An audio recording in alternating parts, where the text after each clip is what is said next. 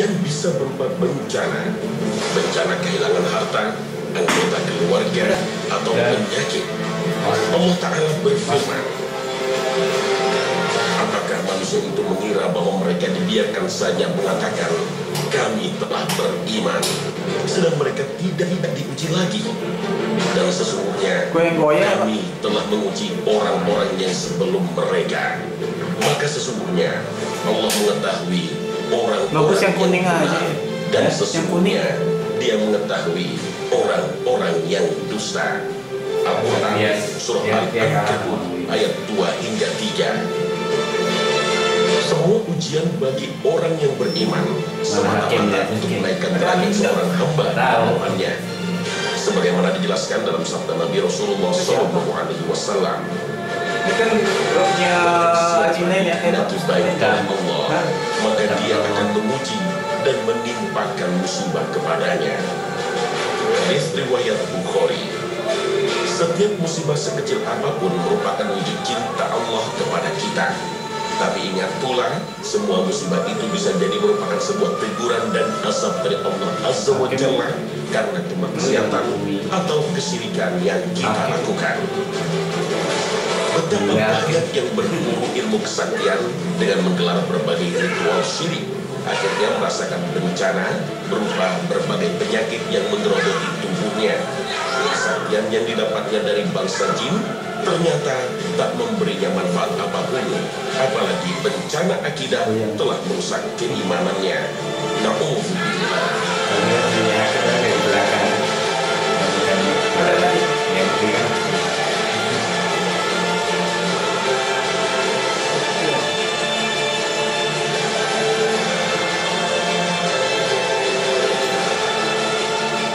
Assalamualaikum warahmatullahi wabarakatuh.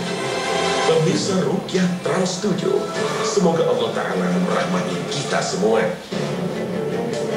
Masih banyak orang yang salah jalan ketika mempelajari ilmu bela diri. Dia menjadi sombong karena merasa dirinya hebat dan jagoan.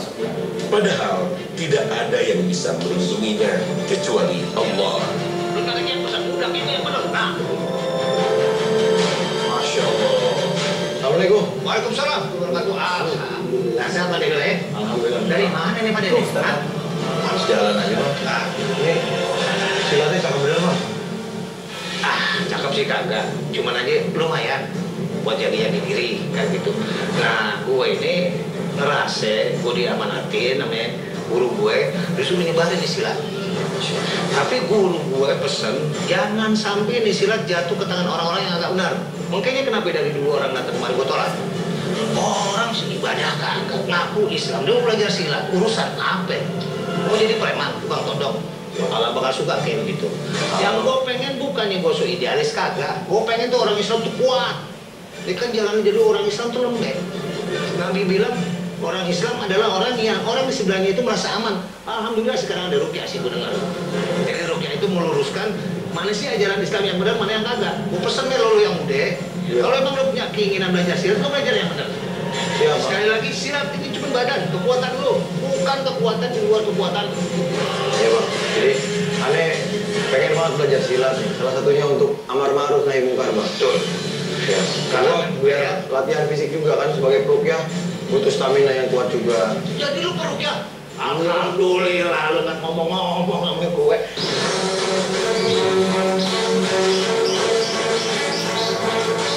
Inilah jurus silat bundar, silat Betawi yang diperagakan Bang Nung dan putranya Jihan. Gerakan yang gesit dan taktis untuk menjatuhkan lawan, terus hati tak terbaca lawan dan selalu mendahului jika diserang. Silat bundar tak pernah kehilangan akal jika menghadapi serangan atau tangkisan lawan.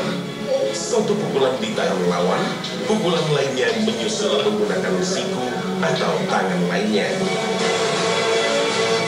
Silat gue itu dia lebih banyak nyerang.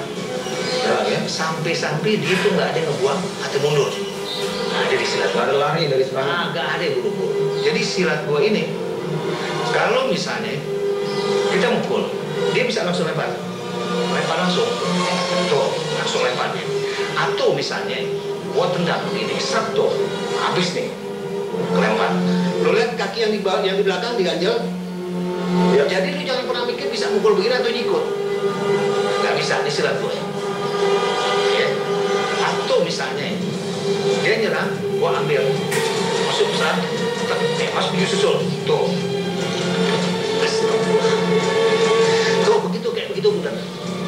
Kalau lu mau tahu, dan dia main tenaga.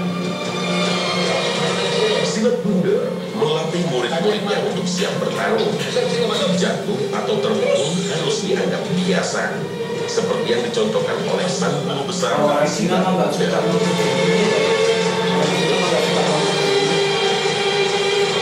Setiap gerakan jurus memiliki tujuan sendiri sebagai kombinasi untuk mematahkan serangan lawan. Inilah kekayaan silat Betawi yang harus dilestarikan.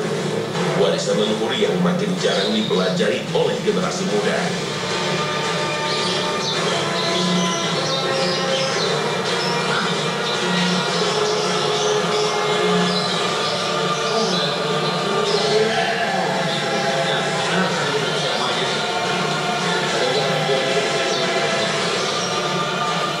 Alhamdulillah, siang hari ini saya dapat pelajaran yang banyak dari Babe, Bang Nong, dari silat Betawi, silat bundar namanya.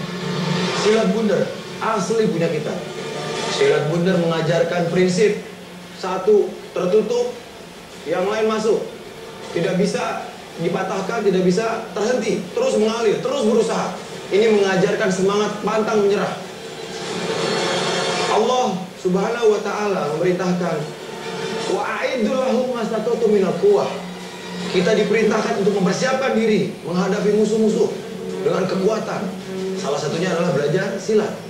Namun kita juga perlu mengindahkan perintah Allah, u'budullah wa la tusyriku bihi syai'a. Sembahlah Allah dan jangan berbuat syirik walaupun sedikit pun. Di silat ini tidak ada mantra-mantra, tidak ada puasa-puasa aneh, tidak ada syarat-syarat menyembelih ayam cemani dan sebagaimana lainnya. Jadi terus hidupkan silat, hidupkan budaya Nusantara, dan tetap dengan niat menyembah Allah tanpa kesyirikan sedikit pun.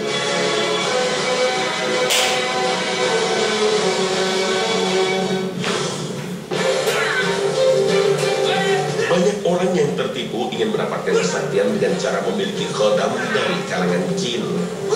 Mereka meyakini cara ini tidak menyalahi syariat Islam karena mereka adalah jin-jin muslim.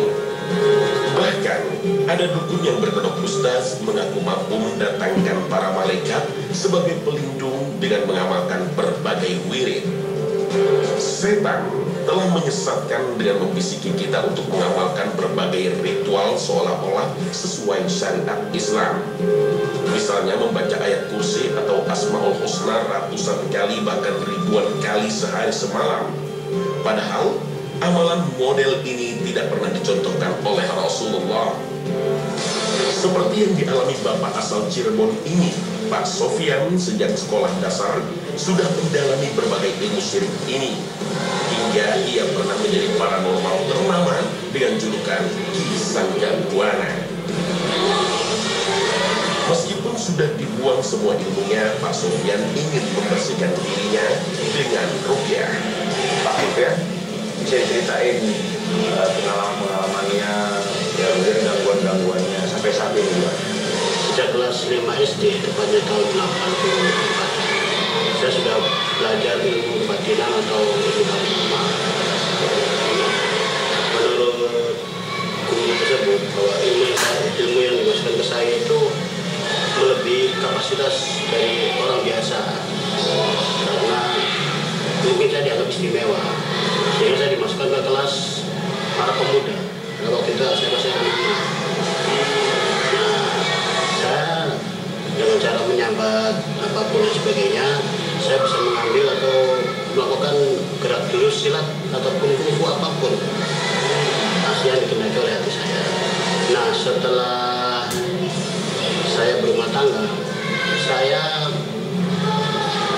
menjadi konsultan paranormal di sebuah media cetak di Cirebon. Sampai 2005 saya dikenal sebagai seorang paranormal kondang. Ya, ada alasan saya katakan ilmu yang saya punya itu tidak ada manfaat bagi diri saya.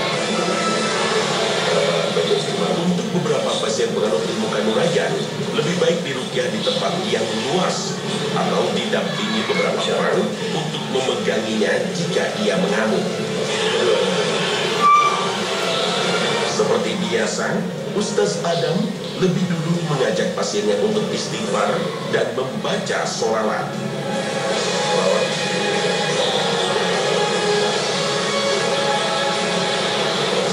Ya masyarul jin, saya bicara kepada semua jin yang mungkin ada di tubuh ini, di tubuh Bapak Sofyan. Pak Sofyan minta saya meruqyah. Pak Sofyan sudah tobat dari ilmu kanuragan atau kanus sukman atau ilmu batin, ilmu gaib yang pernah dipelajarinya selama ini. Pak Sofyan sudah kembali ke tauhid dan sunnah. Ya masyarul jin, saya menghendaki kebaikan buat kalian. Saya ingin kalian bahagia di dunia dan nanti di akhirat. Untuk itu tinggalkan tubuh ini. Pak Sofyan sudah tobat dari ilmu kesyirikan. Dengarkan baik-baik ayat ini, semoga Allah Sebelum ruqyah, seorang ruqyah harus membaca doa-doa ini. A'udzu bikalimatillahi tammah min kulli syaitanin wa hammah. A'udzu bikalimatillahi tammati min syarri ma khalaq. Doa ini seperti yang diajarkan oleh Rasulullah untuk membentengi diri dari gangguan setan. Karena seorang ruqyah pun jika tidak siap dengan keimanannya akan balik diserang oleh bangsa jin yang zalim. Ya masyarul jin, saya nasihat kepada kita semua, pada kalian jin dan kami manusia, bahwa tugas kita adalah ibadah kepada Allah. Tugas kita adalah menyembahnya dengan sepenuh kecintaan, sepenuh rasa takut dan harap, jauh dari segala tandingan-tandingan Allah, jauh dari segala bentuk kesyirikan. Ketaatan kalian kepada dukun-dukun adalah suatu bentuk kesyirikan.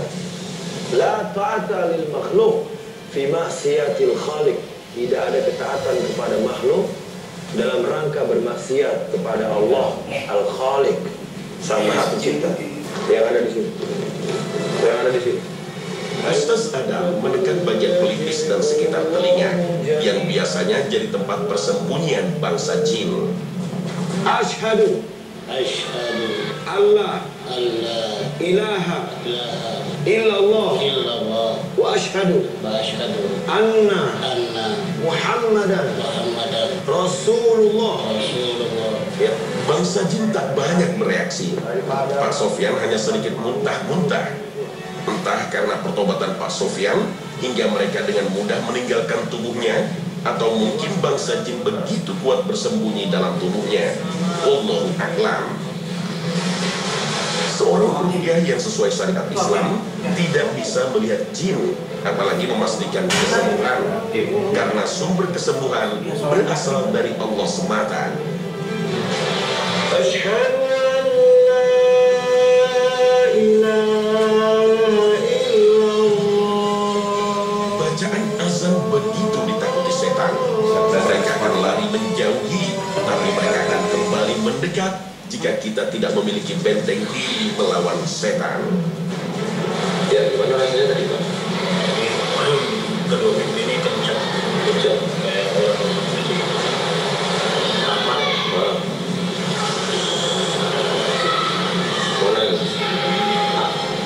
Dengar nggak yang dia nangis siapa? Atau tahu nggak? Tahu. Semuanya dibaca. Alhamdulillah, makin banyak umat Islam yang sadar pentingnya ruqyah. Mereka yang mengalami gangguan kesehatan maupun gangguan jin memilih ruqyah sebagai terapi utama. Dan siang itu saat tengah mengajarkan ruqyah mandiri kepada para tamunya, Ustaz Adam kedatangan tamu istimewa, Ustaz Azim Susyanto, salah seorang gurunya.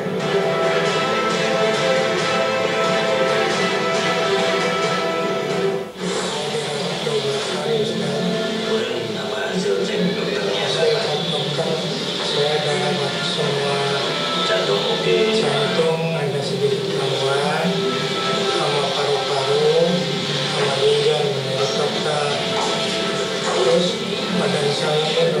Kalau kita lemes, dengkul sekarang dengkul dengan kaki sakit. Jadi untuk caranya berat sekali, nafas sesak. Insya Allah kita cek apakah ada gangguannya atau tidak. Kalau ada, ikhlas lah ya. Dan Allah yang di sini.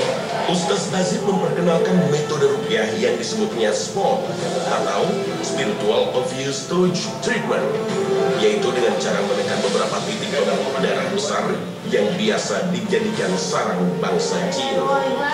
Semuanya keluar. Siapa kamu? Nama siapa kamu? Tuhan ya Allah. Syahadat, asyhadu. Asyhadu an la ilaha illallah wa asyhadu anna Orang yang mengalami gangguan jin akan bereaksi saat titik pembuluh darah besarnya ditekan.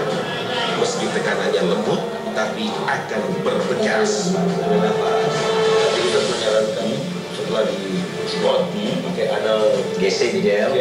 itu birunya karena aman. Bukan, karena dia kos di pembuluh darah, dia pergi dari tempatnya, maka bekasnya kayak di martil. Karena kita bukan. Kita kan bahasanya spot, spiritual abuse touch treatment.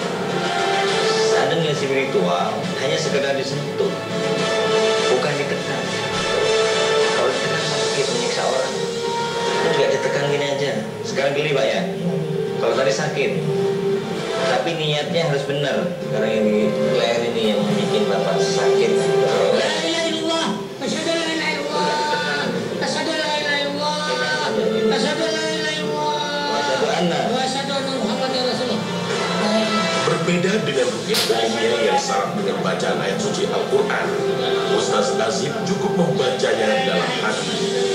Sebab itu intinya adalah bagaimana meningkatkan ikhlas, iman, tawakal, Spiritualnya. khusus spiritual, tazkiyatun nafas. Hindari kita menipu, hindari kita berbohong, hindari kita mulahbat. Karena itu kalau kita masih begitu, setannya mau dipikirin. Sekarang saya katakan lagi bahwa jin itu gaib, yang mampu melakukan gaib dari diri kita, bukan mulut kita, bukan fisik kita. Ini hanya isyarat saja. Dia harus kembali kepada Allah. Kembali kepada Allah. Inna sholati wa nusuki wa mahyaya wa mati lillahi rabbil alamin. Itu esensi yang utama. Pelan-pelan. Pak Supandi mengaku merasakan lebih baik setelah ruqyah. Alhamdulillah. Ya. Padahal ketika datang ke kediaman Ustaz Adam, jalan pun ia harus dipapah oleh istrinya.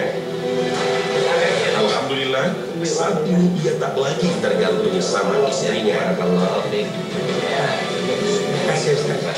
ya, Bismillah Pak. Dituntaskan. Kini giliran Pak Zubaidi yang diruqyah Ustaz Azib. Awalnya kenapa ini? Belajar. Berangkat dalam. Kok bisa datang itu ya? Ya, insya Allah ikhlas ya.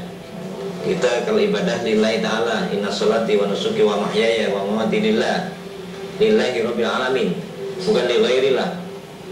Sholat juga lillah, bukan syarat sholat dipakai. Dulu syaratnya apa? Untuk belajar ilmu. Gak ada syarat.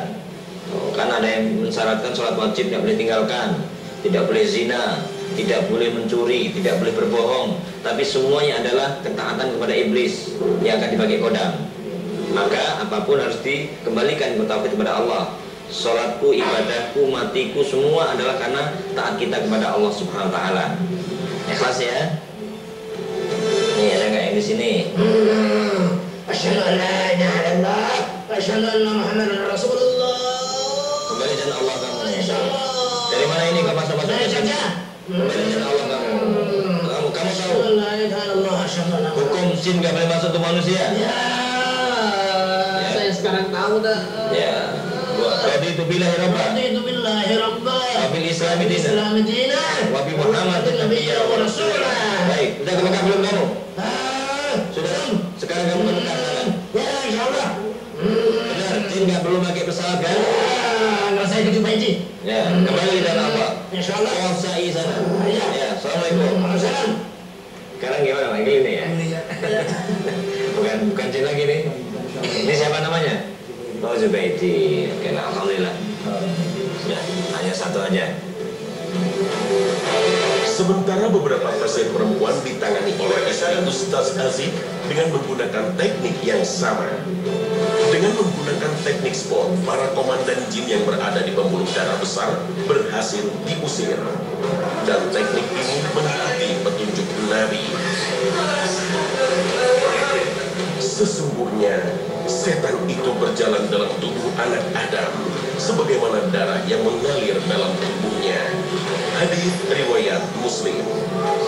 Alhamdulillah selama kurang lebih 8 tahun kita coba secara empiris ketemu bahwa tempat jin bersemayam itu komandannya itu adalah di pembuluh darah besar, seperti misalkan di sini ya, pembuluh darah besar itu di sini di paha kanan kiri, maka teskisnya kita coba pegang bismillah kanan kiri, kemudian di lambung ya, karena di sana ada juga pembuluh darah besar.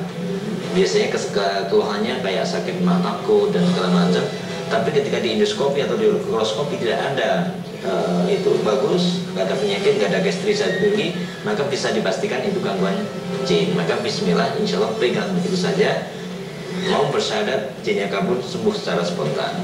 Kemudian di dada ini di sini ya, di atas ini ada apa, berarti di atas ulu hati, 2 jari ya, nah itu biasanya dipegang. Di sini ada aorta, maka sampai Allah SWT pun menyampaikan bahwa alladzi yuwaswisu fi sudurin nas. Nah, sudur di sini adalah ternyata bukan dada secara tempat secaranya aja, tapi ternyata ada aorta di sana, pembuluh darah besar.